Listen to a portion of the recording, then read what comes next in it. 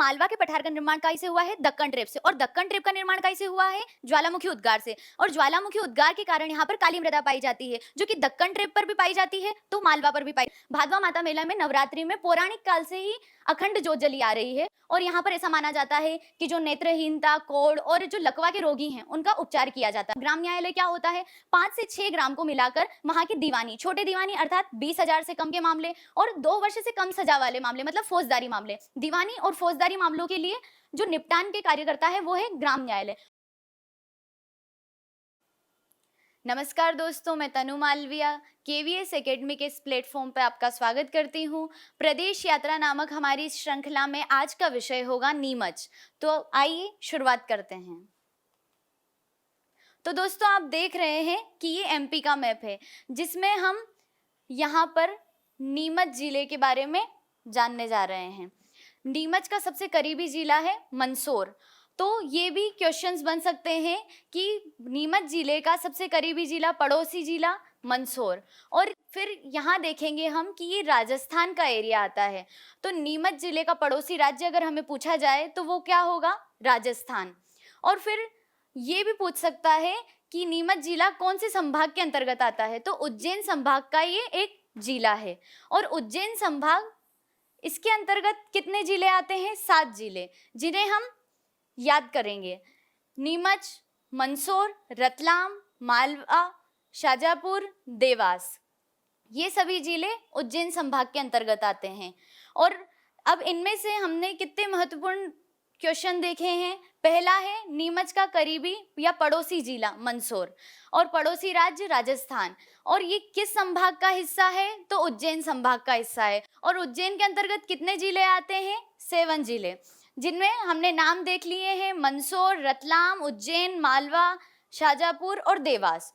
अब हम आगे बढ़ेंगे। अब परिचय में हम देखेंगे कि उत्पत्ति और शाब्दिक अर्थ। तो इसकी उत्पत्ति कौन से शब्द से हुई है? मछली शब्द से हुई है।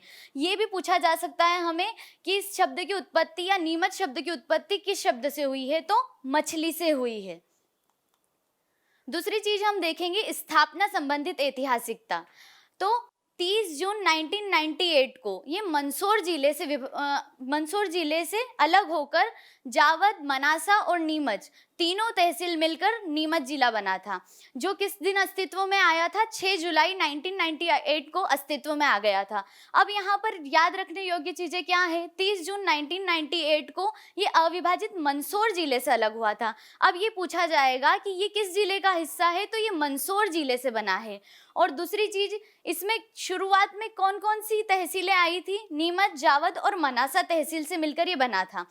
अब इसमें दूसरी याद रखने योग्य चीज है 6 जुलाई 1998 में ये जिला अस्तित्व में आया। तो आइए अब हम देखेंगे ऐतिहासिक घटनाक्रम। ऐतिहासिक घटनाक्रम के अंतर्गत हम पहला बिंदु देखेंगे 1768। 1768 में ये ग्वालियर रियासत का हिस्सा बना। ग्वालियर रियासत का हिस्सा कैसे बना?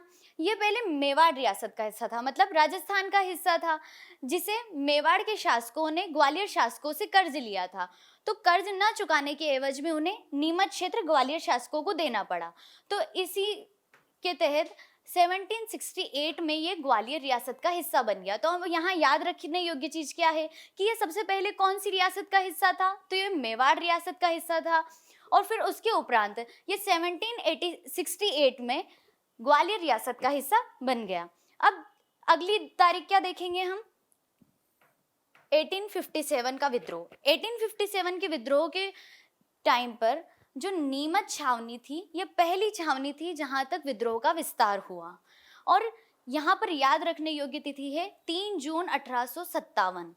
और 3 जून 1857 को नीमच छावनी से विद्रोह प्रारंभ हुआ और यह पहली छावनी बनी थी जो विद्रोह में शामिल हुई थी। अब अगली चीज हम देखेंगे 1895। अब 1895 में क्या हुआ था कि मालवा का जो नीमच है वो क्या था? British central India agency, British central India agency का मुख्यालय था, जो कि एक राजनीतिक मुख्यालय था। अब यही चीज आगे चलकर कालांतर में क्या बन गई? सीआरपीएफ की जन्मस्थली, जिसके लिए नीमच प्रसिद्ध है। तो यदि सीआरपीएफ का संबंध पूछा जाए तो सीआरपीएफ का संबंध किस चीज से है? British central India agency. तो आइए देखेंगे हम इसकी भौगोलिक स्थिति। तो भौगोलिक स्थिति में हम क्या देखेंगे कि नीमच जिला कौन से पठार पर स्थित है। तो नीमच जिला मालवा पठार पर स्थित है, जिसका क्षेत्रफल क्या है 4256 किलोमीटर। और इसे क्षेत्रफल की दृष्टि से देखेंगे तो ये 41वां जिला है। अब ये संभाग हम देख ही चुके हैं कि ये उज्जैन संभाग का हिस्सा है, जिसमें 7 जिले और शामिल हैं। पड़ोसी राज्य व जिला, तो जिला मंदसौर जो कि इसका करीबी जिला है, और राज्य राजस्थान, ये हम देख ही चुके हैं। अब अगली चीज हम देखेंगे मृदा। तो मृदा यहाँ कौन सी पाई जाती है, काली मृदा। काली मृदा पाई जाती है। अब काली मृदा क्यों पाई जाती है, ये मालवा के पठार का निर्माण कहीं से हुआ है, दक्कन ट्रेप से। और दक्कन ट्रेप का निर्माण कहीं से हुआ है, ज्वालामुखी उद्गार से। और ज्वालामुखी उद्गार के कारण यहाँ पर काली मृदा पाई जाती है, जो कि दक्कन ट्रेप पर भी पाई जाती है तो मालवा पर भी पाई जाती है। तो काली मृदा में कौन कौन सी फसलें उत्पादित होती है, गेहूं, सोयाबीन, कपास, ये सर्वाधिक मात्रा में पाए जाते हैं। लेकिन यहाँ पर अफीम की खेती सर्वाधिक मात्रा में होती है, और इसीलिए यहाँ पर हम अफीम से रिलेटेड कहीं और बिंदु भी देखेंगे। जहाँ यहाँ वर्षा, अब वर्षा देखेंगे तो वर्षा 25 से 100 सेंटीमीटर औसत वर्षा है यहाँ की। अब जैसी वर्षा होगी वैसी ही वनस्पतियां होगी, वन होंगे। अब यहाँ पर वन कौन से पाए जाते हैं, उष्णकटिबंधीय पर्णपाती वन पाए जाते हैं। और उसी के साथ यहाँ की वनस्पतियां हैं हर्रा, बबूल, शीशम, कीकर, तेंदु आदि वनस्पतियां पाई जाती है। अब आगे हम देखेंगे नदी व नदी परियोजनाएं। अब यहाँ से कौन कौन सी नदियां निकलती है या कौन कौन सी नदियां यहाँ से संबंधित है, तो ये है चंबल नदी और रेतम नदी। चंबल नदी के बारे में तो आप सब जानते ही हैं। चंबल नदी हमारे इंदौर शहर के महू तहसील की जानापाव पहाड़ी से निकलती है, जिसकी लंबाई कितनी है 965 किलोमीटर। और यहीं से इसी चंबल पर 3 परियोजनाएं शामिल है। कौन कौन सी, गांधी सागर बांध परियोजना, राणा प्रताप सागर बांध परियोजना और जवाहर सागर बांध परियोजना। अभी ये मंदसौर में पाई जाती है, मतलब कि आज के परिदृश्य में ये मंदसौर में है। लेकिन आप जानते हैं कि जो अविभाजित मंदसौर था उसका हिस्सा नीमच भी था, तो ये नीमच से भी संबंधित है। और 1960 में गांधी सागर बांध परियोजना की शुरुआत हुई, और जिसकी विद्युत उत्पादन क्षमता कितनी है 115 मेगावाट। दूसरी कौन सी परियोजना है, राणा प्रताप सागर बांध परियोजना। ये 1964 से शुरू हुई थी और 172 मेगावाट इसकी विद्युत उत्पादन क्षमता है। तीसरी कौन सी है, जवाहर सागर बांध परियोजना, जिसे कोटा बैराज परियोजना भी कहते हैं, और ये अभी कोटा में स्थित है, मतलब कि राजस्थान। और 1971 में ये स्थापित हुई थी और 99 मेगावाट इसकी विद्युत उत्पादन क्षमता है। अब यहाँ खनिज, तो खनिज के रूप में कोई महत्वपूर्ण खनिज नहीं पाया जाता है, अभ्रक पाया जाता है, जो कि कौन सी विद्युत उद्योग में उपयोगी होता है। इसके बाद हम देखेंगे आर्थिक परिदृश्य। आर्थिक परिदृश्य के अंतर्गत क्या क्या चीजें आती है, उद्योग जो हमें आर्थिक रूप से संपन्न करे, अनुसंधान केंद्र। तो अब प्रमुख उद्योग कौन से, एशिया का सबसे विशाल और भारत का द्वितीय अफीम कारखाना यहीं पर स्थापित है। हमने देखा है कि फसल उत्पादन में यहाँ पर अफीम सर्वाधिक रूप में पाई जा रही है, तो अफीम यहाँ पर सर्वाधिक होती है, तो उसी कारण यहाँ पर द्वितीय अफीम का कारखाना है और एशिया का सबसे विशाल द्वितीय नंबर का। अब दूसरी चीज, यहाँ एल्केलाइट के निर्माण की संयंत्र नीमच जिले में स्थापित है, और सीमेंट भी यहाँ पर बड़े स्तर पर उत्पादित की जाती है। अब दूसरी चीज हम देखेंगे अनुसंधान केंद्र। ये याद रखने योग्य तिथि, जिसमें हमें याद रखना है कि नीमच की जो अफीम फैक्ट्री वो 1 अप्रैल 1935 से शुरुआत हुई थी। दूसरी चीज हम सांस्कृतिक परिदृश्य देखेंगे। अब यहाँ का हम सांस्कृतिक में देखेंगे कि भील जनजाति यहाँ प्रमुख रूप से पाई जाती है। अब भील जनजाति, राजस्थान में भी भील जनजाति पाई जाती है, तो भील जनजाति नीमच में भी पाई जाएगी। और यहाँ की जो सर्वाधिक प्रसिद्ध बोली है वो मालवी, तो ये मालवा की बोली मालवी। अब दूसरी चीज मेला यहाँ पर बाबा शाहबुद्दीन औलिया उर्स का मेला लगता है, जो कि अप्रैल माह में लगता है। और दूसरी चीज है भादवा माता का मेला। अब भादवा माता का मेला यहाँ पर बहुत प्रसिद्ध है। भादवा माता मेला में नवरात्रि में पौराणिक काल से ही अखंड ज्योत जली आ रही है, और यहाँ पर ऐसा माना जाता है कि जो नेत्रहीनता, कोढ़ और जो लकवा के रोगी हैं उनका उपचार किया जाता है, और इसीलिए ये भादवा माता का मेला बहुत प्रसिद्ध है। अब पर्यटन स्थल, तो हम पर्यटन स्थल में देखेंगे जीरन का किला, अठाना राजमहल, किलेश्वर महादेव, भादवा माता मंदिर, जोगनिया माता मंदिर, ऑक्टर कॉलोनी, इरायत, डिकेन के पास गुदिया महादेव और नवतोरण मंदिर। ये सारी चीजें पर्यटन स्थल के रूप में नीमच में जानी जाती है, जिनका कुछ ऐतिहासिक महत्व भी रहा है। अब प्रमुख पर्व, नवरात्रि का त्योहार और लोक नृत्य गरबा। गरबा तो आप सभी जानते ही हैं, प्रमुख पर्व के रूप में नवरात्रि, और नवरात्रि में माता के मंदिर में क्या किया जाता है, गरबा। और फिर इसके बाद हम समारोह देखेंगे। अब डिकेन में, नीमच जिले में पहले जीरो वेस्ट थीम पर विवाह समारोह आयोजित किया था। अब जीरो वेस्ट थीम क्या है कि हम क्या देखते हैं आज के परिदृश्य में, हम देखेंगे कि विवाह के समय पे मतलब भोजन की बहुत वेस्ट होता है, तो उसकी वेस्ट को रोकने के लिए, मतलब जीरो वेस्ट, कि वेस्ट कुछ भी ना हो, इसलिए यहाँ पर ये समारोह आयोजित किया गया था, विवाह समारोह, जिसके अंतर्गत विवाह में बचे खाने को अनाथ लोगों या फिर जो भूखे लोग हैं उन तक पहुँचाने की व्यवस्था की जाती है, जिसके अंतर्गत तो ये जीरो वेस्ट थीम पर आयोजित हुआ विवाह समारोह।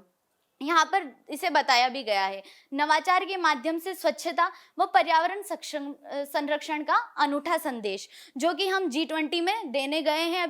तो आइए हम देखते हैं अब यहाँ की जनगणना। जनगणना में पहला बिंदु क्या है, कुल जनसंख्या। कुल जनसंख्या कितनी है, 8,25,958, ये यहाँ की जनसंख्या है। दूसरी चीज देखेंगे हम घनत्व। तो घनत्व किसे कहते हैं, प्रति वर्ग किलोमीटर पर कितने लोग उपस्थित हैं, इसे यहाँ का घनत्व कहते हैं। और यहाँ का घनत्व कितना है, 194 प्रति व्यक्ति प्रति वर्ग किलोमीटर, 194 यहाँ का घनत्व है। अब साक्षरता, तो तीसरा बिंदु क्या है, साक्षरता। साक्षरता किसे कहते हैं, 7 वर्ष से अधिक उम्र के जो लोग पढ़ना लिखना जानते हैं, इसे साक्षरता कहते हैं। और साक्षरता यहाँ क्या कितनी है, 70.8% यहाँ की कुल साक्षरता है, जिसमें पुरुष साक्षरता कितनी है, 83.90%, और महिला साक्षरता कितनी है, 53.40%। अब यहाँ पर देखेंगे हम, चौथा पॉइंट है लिंगानुपात। लिंगानुपात किसे कहते हैं, 1000 पुरुषों पर कुल कितनी महिलाएं हैं, तो कितनी महिलाएं, 954, तो यहाँ का लिंगानुपात कितना है, 954। विधानसभा सीट या विधायक, तो विधानसभा सीट में दिलीप सिंह परिहार जो कि बीजेपी के सदस्य हैं। लोकसभा सीट या सांसद, तो यहाँ सुधीर गुप्ता जी जो कि बीजेपी के सदस्य हैं। अब कुछ अन्य तथ्य जो कि हम देख चुके हैं, सीआरपीएफ की जन्मस्थली रहा है। अब 26 जनवरी 2001 में नीमच जिले के जो झांतला ग्राम है, वहाँ की जाधव तहसील में एमपी का प्रथम ग्राम न्यायालय स्थापित किया गया। अब ग्राम न्यायालय क्या होता है, 5 से 6 ग्राम को मिलाकर वहाँ की दीवानी, छोटे दीवानी अर्थात 20,000 से कम के मामले और 2 वर्ष से कम सजा वाले मामले, मतलब फौजदारी मामले, दीवानी और फौजदारी मामलों के लिए जो निपटान के कार्य करता है वो है ग्राम न्यायालय। तो ये एमपी की सरकार द्वारा, मतलब मध्य प्रदेश सरकार द्वारा स्थापित पहला ग्राम न्यायालय है, कि जो कि नीमच में स्थापित किया गया था 26 जनवरी 2001 में।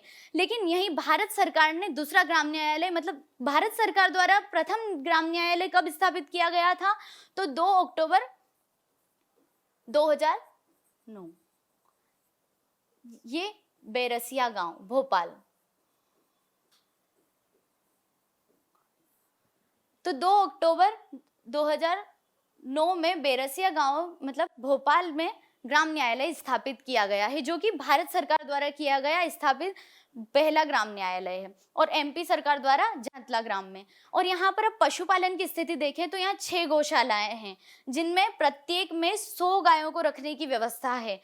तो ये पशुपालन की दृष्टि से भी महत्वपूर्ण है। धन्यवाद। मैं आशा करती हूँ कि आपको हमारा ये प्रयास पसंद आया होगा।